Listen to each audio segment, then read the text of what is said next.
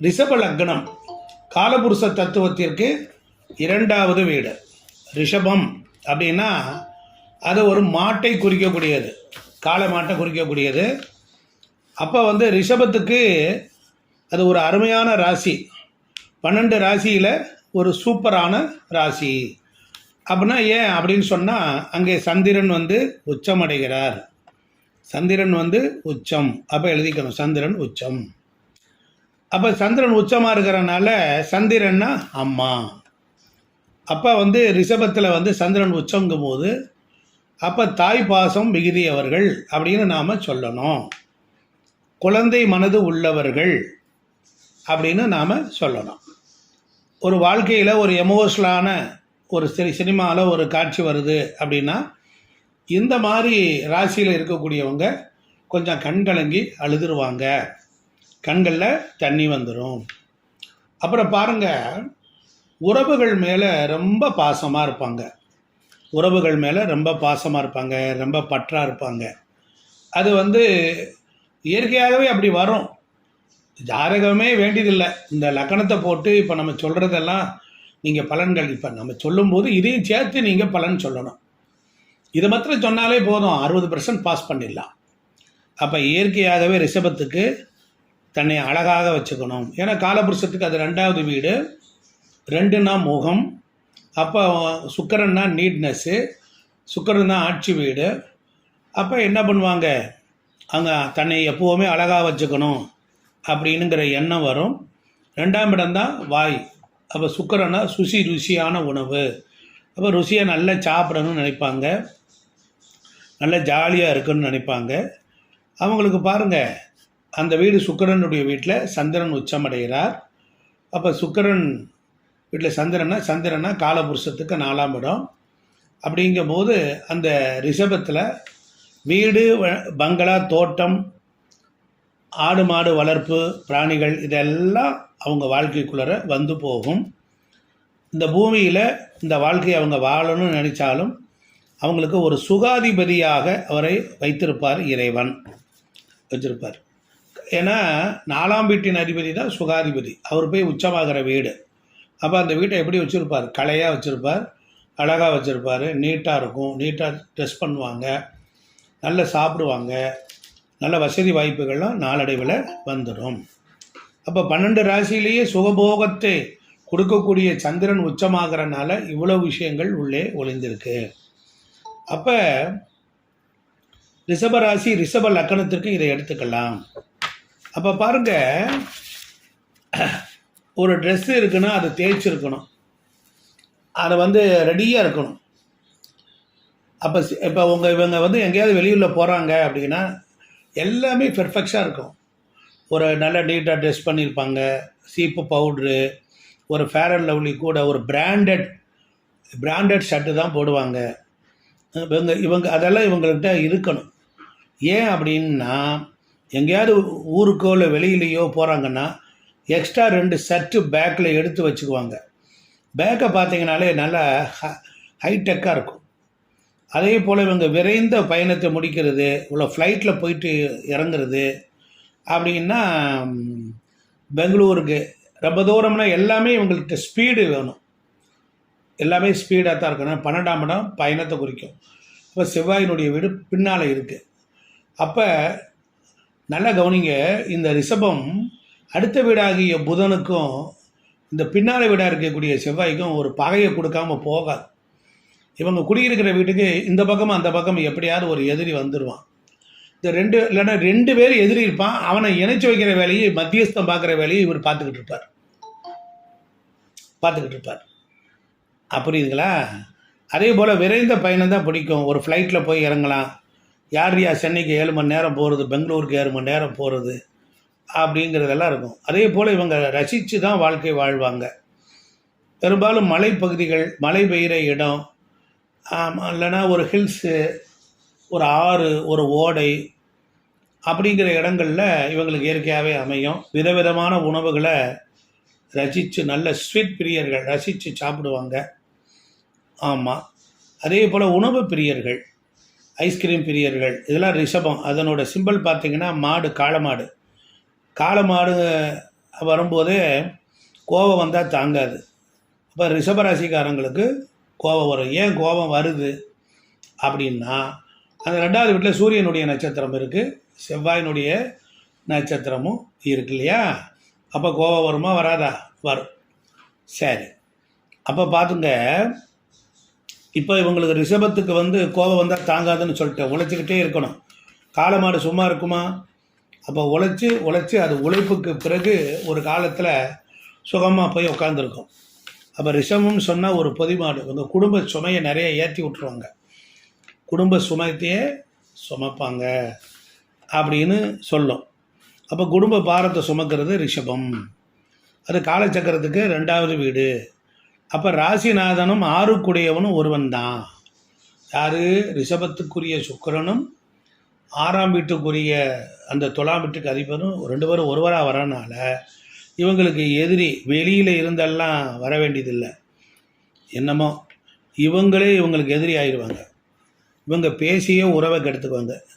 2ஆம் இடமும் 6ஆம் இடமும் ஒரே இதாக வர்றதுனால 2 என்பது பேச்சு, 6 என்பது எதிரி. இவங்க பேசுவதனாலே லூஸ் டாக் பண்ணுறதுனால, அடுத்தவங்களை கமெண்ட் பண்ணுறதுலையும் மிமிக்ரி பண்ணுறதுலையும், அடுத்தவங்களை சிட் பண்ணுற மாதிரி பேசுகிறது நடைமுறையெல்லாம் அது மாதிரினால இவங்களுக்கு ஒரு எதிரி உருவாயிடுவாங்க.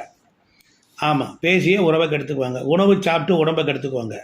2ஆம் இடம் வாய்க்குள்ளே 6 என்பது வயிறு. அப்போ 6 என்பது பிரச்சனை, 2 என்பது வாய்க்குள்ளே போகிற உணவு எப்படி இருக்கும்? அப்போ கண்டதை மேய்ஞ்சி தின்னு எதையாவது ஒன்று பண்ணி செஞ்சு வயிற்றை கெடுத்துக்குவாங்க, உடம்பை கெடுத்துக்குவாங்க. புரியுதுங்களா? அப்போ சுக்கிரனுடைய வீடு அங்கே பாருங்கள், கார்த்திகை நட்சத்திரம் இருக்குது, ரோகிணி நட்சத்திரம் இருக்குது, மிருகசீரிஷா நட்சத்திரம் இருக்குது. அப்போ சூரியன், சந்திரன், செவ்வாய் இவங்க வாழ்க்கையில் ஒரு நாள் ஒரு பொழுதாவது டாப்பில் வராமல் இருக்க மாட்டாங்க, கண்டிப்பாக மேலே வந்துடுவாங்க. புரியுதுங்களா? அதே மாதிரி பாருங்கள், சூரியன் சந்திரன் இருக்கிறனால அப்பா அம்மா ரொம்ப நல்ல கண்ணியமாக அதில் பிறந்துட்டிங்கனால அம்மாவோட பிறந்தவங்க அப்பாவோட பிறந்தவங்க கண்டிப்பாக ஒரு பெரிய கூட்டமே இருக்கும், கண்டிப்பாக கூட்டம் இருக்கும். அப்போ சூரியன்னா 6 வருஷம் 6 பேர், சந்திரன்னா 10. அப்போ என்ன ஆகும் அப்படின்னா இவங்களுக்கு ஒரு 23 வயசுக்கு மேலே தான் வாழ்க்கையை உயர்வுக்கு வரும். புரியுதுங்களா? அப்போ குறைஞ்சபட்சம் நிறைய குடும்பத்தில் பிறந்தவங்க இவங்களோட உண்டு. அப்போ சரி, சூரியன் சந்திரன் செவ்வாய் உடன்பிறப்பு. அப்போ இவங்க உடன்பிறப்புகள் நிறைய இருப்பாங்க. அப்பாவோட பிறந்தவங்க, சித்தப்பாவோட பிறந்தவங்க, ஆமாம், இப்படி எல்லாருமே ஒரு கூட்டு குடும்பமாக ஒரு சந்தோஷமாக ஒரு நிகழ்ச்சி ஒரு விழா அப்படின்னா ஒரு ஆட்டம் பாட்டம் தூள் பறக்கும். பாருங்கள் எல்லாமே எப்படி இருக்குது பாருங்கள். அப்போ இவங்களுக்கு ஒரு உறவு சார்ந்த விஷயம், அது சம்மந்தப்பட்ட உறவுகளை நேசிப்பாங்க. ஆமாம், அண்ணன் தம்பிகளுக்காக விட்டு கொடுத்துருவாங்க. தம்பி தான் பொழைச்சி போகிறான், ஒடியா தொலைஞ்சு போகிறான் அப்படின்னு விட்டு கொடுப்பாங்க. அதே மாதிரி அந்த குடும்பத்தில் அம்பாள் வழிபாடு இருக்கும். ராஜராஜேஸ்வரி, காளி, அங்காளம்மன், செல்லியம்மன், இப்படி ஏதாவது ஒரு தெய்வத்தை கும்பிடுவாங்க. அவங்களுக்கு ஒரு மேல்மலையினருக்கும் ஒரு தொடர்பு இருக்கும். ஆமாம், அம்பாள் வழிபாடு. இவங்க அம்மாவே பார்த்தீங்கன்னா லட்சுமி கடாட்சமாக இருப்பாங்க. சந்திரன் உச்சம் இல்லையா, 4ஆம் இட தாய், அது மாதிரி. அப்போ காலபுருஷத்தோடு தான் நம்ம எடுத்துக்கணும். அந்த ராசிக்குள்ளர காலபுருஷத்தோடைய சேர்த்து பலன் சொல்லணும். ரிஷப ராசி ரிஷப லக்கணத்தில் பிறந்தவங்களுக்கு அவங்க தாய்கள்லாம் பார்த்தீங்கன்னா அவங்களுக்கு தன்மானம் ஜாஸ்தி இருக்கும். ஏன் அப்படின்னா தன்மானத்தை கொடுக்கக்கூடியது சூரியன், அந்த நட்சத்திரம் அதுக்குள்ளே இருக்குது. அப்போ அவங்க குடும்பத்தை வந்து நிலைநிறுத்திட்டு இருப்பாங்க. அந்த குடும்பத்தில் அப்பாவோட அம்மா தான் குடும்பத்தை ரொம்ப கவனமாக எடுத்து நடத்துவாங்க. அப்போ பாருங்கள், ஒரு எமோஷ்னல் அவங்கக்கிட்ட இருக்குது. ஒரு சின்ன பிரச்சனைக்கு கூட யாருக்காவது இருந்தாலும் குடும்பத்தில் இருக்கிறவங்கள நினச்சி அழுவாங்க. அப்போ தாய் மனசு அவங்கக்கிட்ட சீக்கிரமாக வந்துடும். அப்போ ரிஷபராசி அப்படின்னாலே தாய் மனசு. ரிஷபராசியினுடைய வேலைகள் எல்லாம் சிறப்பாக இருக்கணும் அப்படின்னால அவங்களுக்கு வந்து அம்மா தான் முக்கியம். கல்யாணத்துக்கு அப்புறம் தாரம், கல்யாணத்துக்கு அப்புறம் பாருங்கள், மனைவியையும் இவங்க 2 பேர்த்தையும் வச்சு பேலன்ஸ் பண்ணவே முடியலை சார். எங்கள் அம்மா ஒரு பக்கம் சார், எங்கள் ஒய்ஃப் ஒரு பக்கம், அவங்க 2 பேருக்குடைய பிரச்சனை என்னால் தீர்க்க முடியலைங்கிறதெல்லாம் இவங்கெல்லாம் ரிஷபத்தில் தான் அந்த ப்ராப்ளங்கள்லாம் வரும். ரிஷபராசிக்காரங்களுக்கு பிரச்சனையே என்னன்னா, மனைவின்னு எப்போ வருதோ அப்போ அம்மாவுக்கும் அந்த பெண்ணுக்கும் சின்ன மோதல்கள் உருவாகியே தீரும். எழுதிக்குங்க. ஏன்னா சந்திரன் சுக்கிரனுடைய வீடு. பொதுவாக ஒரு ஜாதகத்தில் சுக்கிரன் சந்திரன் இணைவே பெண்களே பெண்களுக்கு எதிரி. இதை தான் நம்ம கிரக சேர்க்கையில் சொல்கிறோம். சுக்கிரனுக்கும் சந்திரனுக்கும் ஆகாது. 4ஆம் இடம் தாய்க்கு அப்போ சுக்கிரனுங்கிறது அத்தை, அப்போ சுக்கிரனுங்கிறது மனைவி. கல்யாணம் முடித்து வந்ததுக்கு அப்புறம் பார்த்தீங்கன்னா அம்மா டம்மி பீஸ் ஆயிடுவாங்க. ஏன்னா 4ஆம் இடத்துக்கு பாதகம் இடம் ரிஷப சுக்கிரன் ஆயிடுது இல்லையா.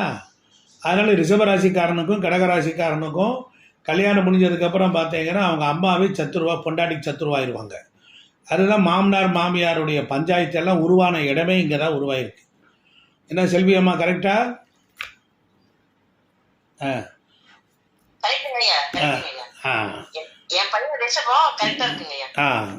அப்போ கொஞ்சம் தொந்தரவு இருக்கத்தான் செய்யும். அப்போ ரிஷபராசிக்கு ராசிநாதனே 6 அங்கே சுக்கிரன் உச்சம். புரியுதுங்களா? ரிஷபராசிக்கு ராசிநாதனே 6 சுக்கிரன் 6ஆம் இடத்துல போய் இரவு பகல் பாராமல் வேலை செய்வாங்க. இரவு பகல் 6 உச்சமாகறான் இல்லையா? எங்கே உச்சமாகறான்? 11. அப்போ இரவு பகல் பாராமல் 6ஆம் இடத்துல சனி உச்சம். ஸோ அதனால் வேலைன்னு வேலையிலே இருப்பாங்க. ஆமாம்.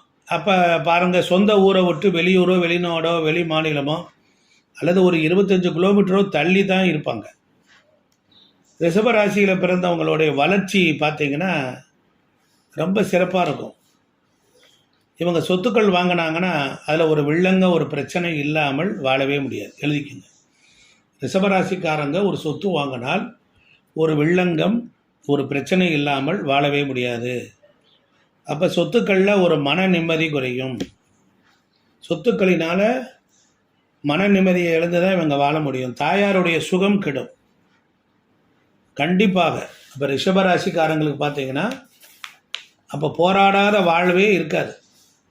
தந்தை ஸ்தானத்திற்கு 8 போய் 6 உச்சமாகிற வீடு கடகம் வீடு. அப்போ கடகம்தான் 8ஆம் இடமா, அதுக்கான சந்திரன் 6 தானே உச்சமாகறான். அப்போ அந்த ரிஷபராசியில் பிறந்தவங்க அப்பா இருப்பாங்கள்ல, அவங்க வீட்டில் பிறந்த பெண்கள் ஒன்று நோயாளியாக இருப்பாங்க, இல்லை கணவனோட பிரச்சனை இருப்பாங்க, இல்லை குடும்பத்துக்கு ஒத்து வராமல் வாழ்ந்துக்கிட்டு இருப்பாங்க. இதெல்லாம் ரிஷபராசியில் பிறந்தவங்களுக்கு உண்டு.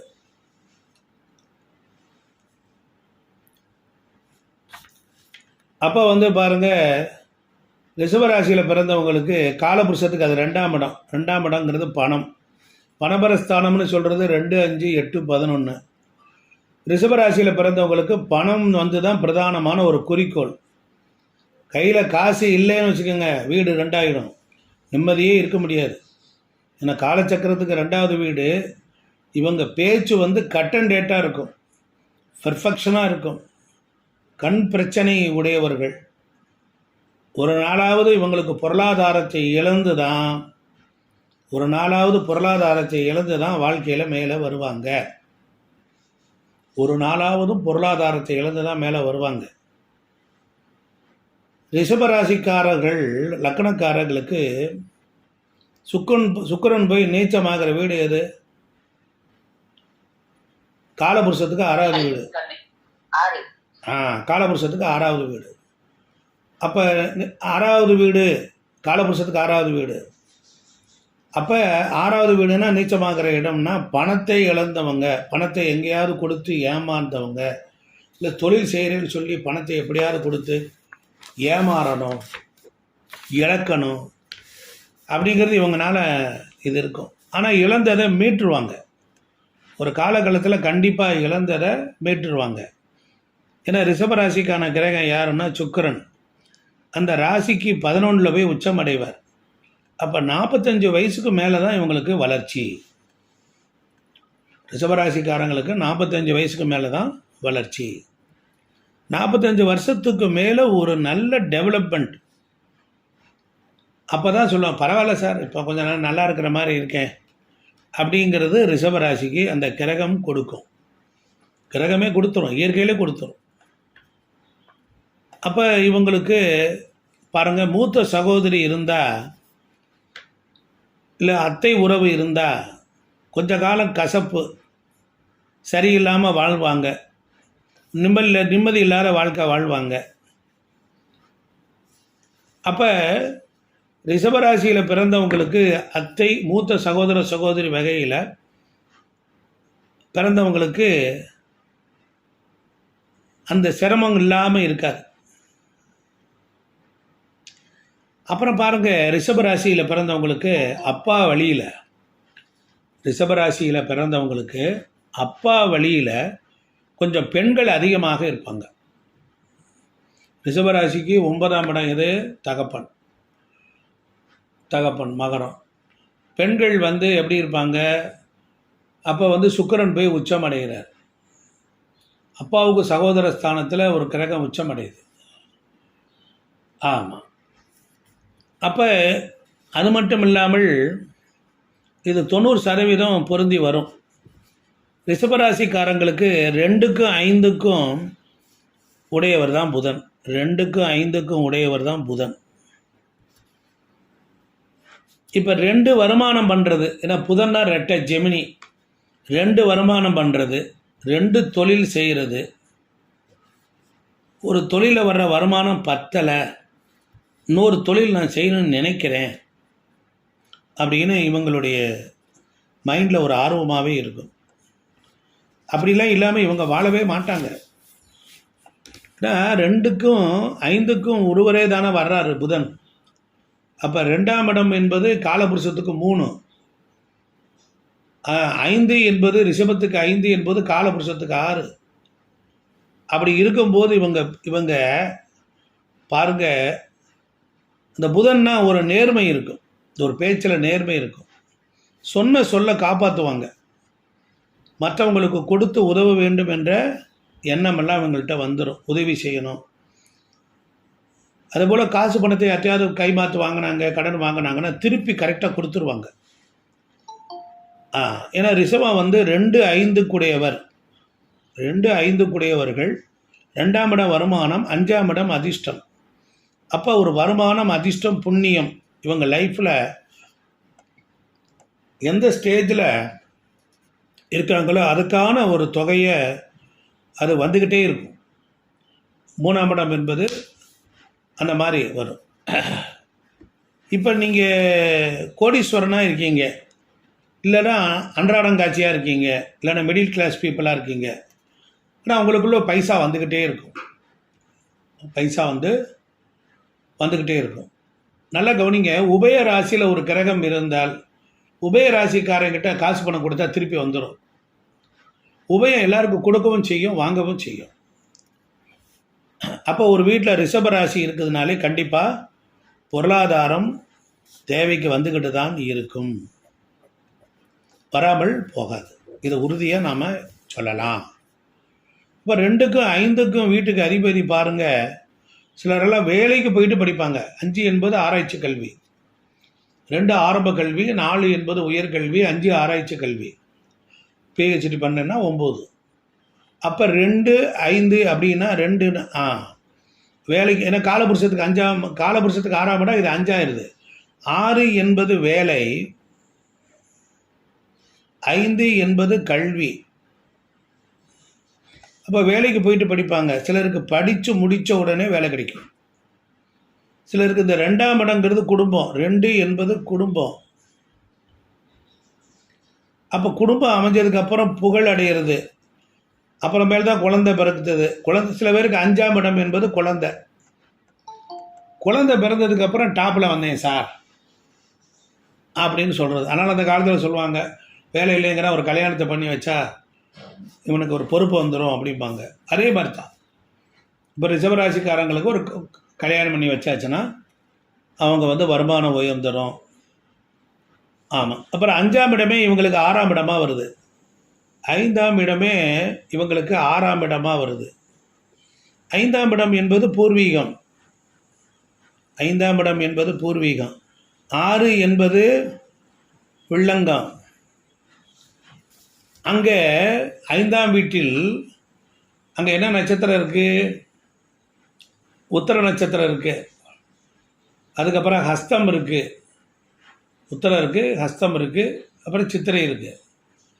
அப்போ 4ஆம் இடம் என்பது அஸ்தம், 4ஆம் இடம் என்பது நிலம், தாய் வழி சொத்துக்கள் அப்படி வச்சுக்கோங்க. ரிஷபத்துக்கு அது 3ஆம் இடமாக வருது, 3ஆம் இடம் வருது. அப்போ சகோதர சகோதரிகள் பங்காளிகள் வச்சுக்கோங்க. 5ஆம் இடத்துல சந்திரனுடைய நட்சத்திரம் இருக்குது. இவங்களுக்கு 5ஆம் இடத்துக்கு 12ஆம் இடத்துல சூரியனுடைய நட்சத்திரமும் 3 பாதம் இருக்குது. அதுக்கப்புறம் செவ்வாயினுடைய நட்சத்திரம் 2 பாதம் இருக்குது. அப்போ செவ்வாய் வந்து ரிஷபத்துக்கு காலபுருஷத்துக்கு செவ்வாய் உடைய நட்சத்திரங்கள் எங்கெங்கே இருக்குதுன்னா 2ஆம் இடத்துல இருக்குது, 3ஆம் இடத்துல இருக்குது.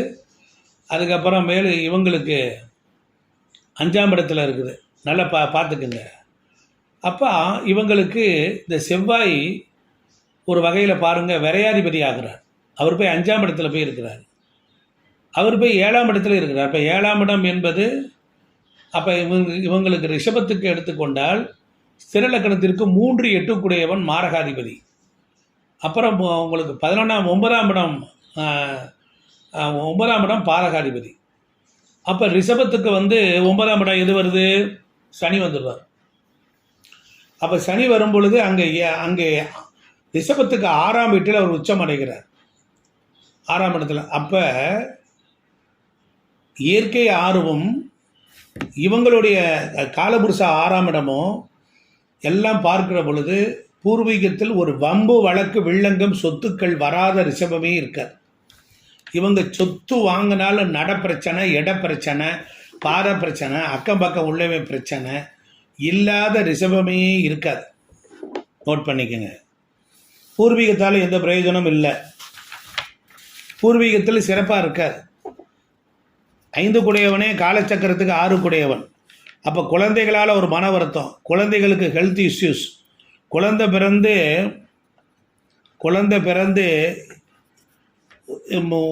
இதில் வச்சது, அதுக்கப்புறம் இடைவெளி வச்சது, ஒரு குழந்தைக்கு இன்னொரு குழந்தைக்கு இடைவெளி, குழந்தை பிறந்ததுக்கப்புறம் கடனாளி ஆகி இழந்து தான் நான் மேலே வந்தேன், அப்புறம் தான் நல்லா இருந்தேன். ஆனாலும் குழந்தை பிறந்ததுக்கு அப்புறமும் நல்லாவும் இருப்பாங்க, ஒரு வளர்ச்சியும் இருக்கும்.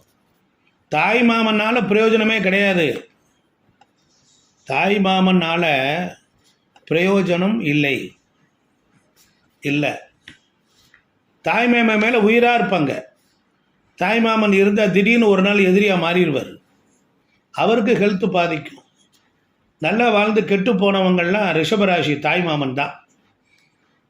ஆனால் தாய் மாமன் பார்த்தீங்கன்னா நல்லா அறிவாளியாக இருப்பாங்க, படிச்சிருக்க மாட்டாங்க, ஆனால் நல்லா சம்பாரிச்சிட்டு இருப்பாங்க. ரிஷபராசிக்காரங்களுக்கு அதெல்லாம் பொருந்தும். ஏன்னா 2 குடையவன் 5ல் உச்சம் பெறான். 2 குடையவன் தாய்மாமனுக்கும் குழந்தைகளால் ஒரு மனக்கசப்பு வரும். அவங்களுக்கு ஒரு 2 குழந்தை இருக்குன்னா ஒரு குழந்தையினால் கவலை தான் படுவாங்க. தாய்மாமன் குழந்தைகள் பாருங்கள் எப்படி வரைக்கும் போது பாருங்கள். தாய்மாமன் குழந்தைக்கு பிரச்சனை வரும். இதெல்லாம் இல்லாத ஒரு இதே கிடையாது. அப்போ 3ஆம் அதிபதிக்கு வந்துடுவோம்.